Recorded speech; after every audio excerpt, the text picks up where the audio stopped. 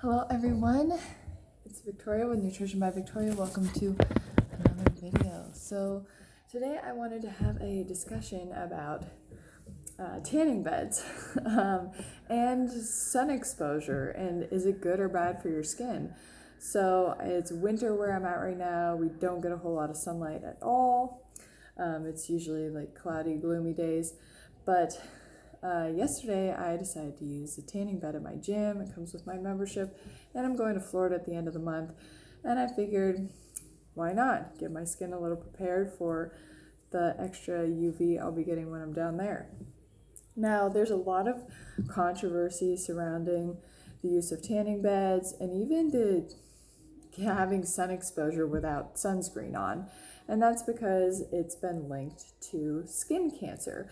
But is it really the UV exposure that's causing the skin cancer, or is it something else? Now, I'm not advising that anyone goes out and uses a tanning bed or goes out in the strong sun without sunscreen or any kind of sun protection for extended period of time. I'm talking about safe usage here, moderate usage, and doing it according to what your skin tone is. So I have a pretty light complexion, but it's not the fairest of them all. So I started with about 4 minutes yesterday in my tanning bed, which is what is recommended for my skin tone, and that's recommended about 2 times a week to do that. And then you build up in 2-minute increments until you get to 10, and that is the max that my facility allows for. And honestly, it felt really good. Like I honestly think that smart, safe usage of UV exposure on your skin for vitamin D production is a lot healthier and safer than using supplements.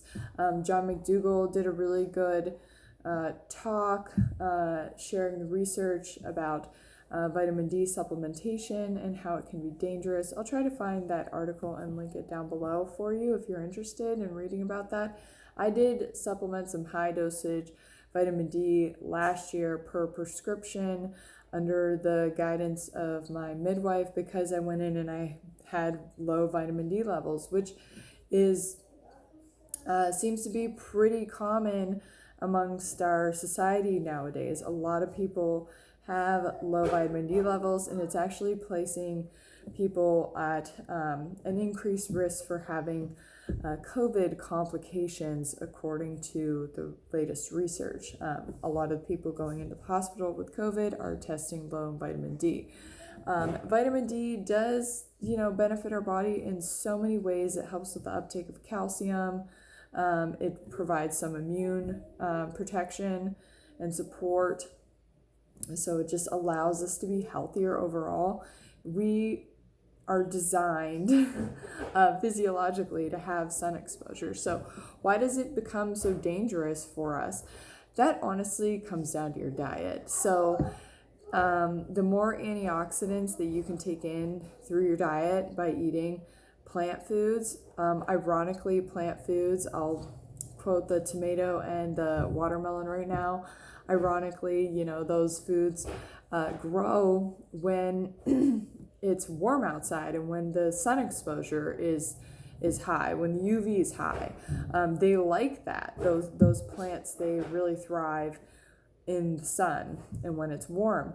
And ironically, those plants contain high levels of lycopene, which aid in protecting you from UV damage when you eat them regularly. Dr. Greger did a study about this and shows how lycopene has it gives you so much protection against UV damage when you consume it regularly. So you get exposed to the sun, you get some UV damage from the radiation, but it is countered by what you're eating. So you protect yourself through your diet. So ironically, the plants that grow when the UV is high, they give you protection from the UV, from the sun rays when you eat them. So yeah, that is what people aren't realizing about sun exposure or tanning bed exposure and nutrition. The more fruits and vegetables you eat, the more protection you have against the UV radiation, and you can spend time in the sun without having to worry about skin cancer. Now, what is recommended for adequate vitamin D intake from the sun is about 20 minutes in moderate UV, showing as much of your skin as you can.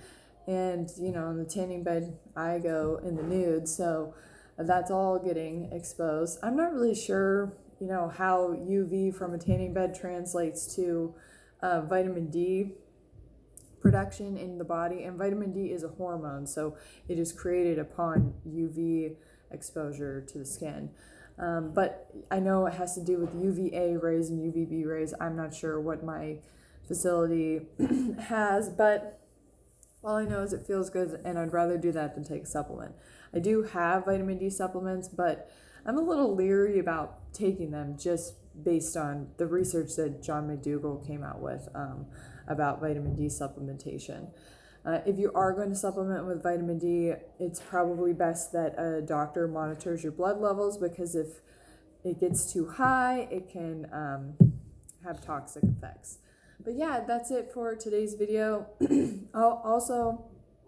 I recommend not being out in really high UV for extended periods of time without some kind of protection. I mean, animals wouldn't do that naturally, and neither should you. I know for myself, if I like to have some sun exposure, but then after a while I'm like, okay, I got enough. I'm going to cover up with a wide brim hat, put a long sleeve on. My husband, he had melanoma surgery last summer, not this past summer, but the summer before that. And there was a family history for it.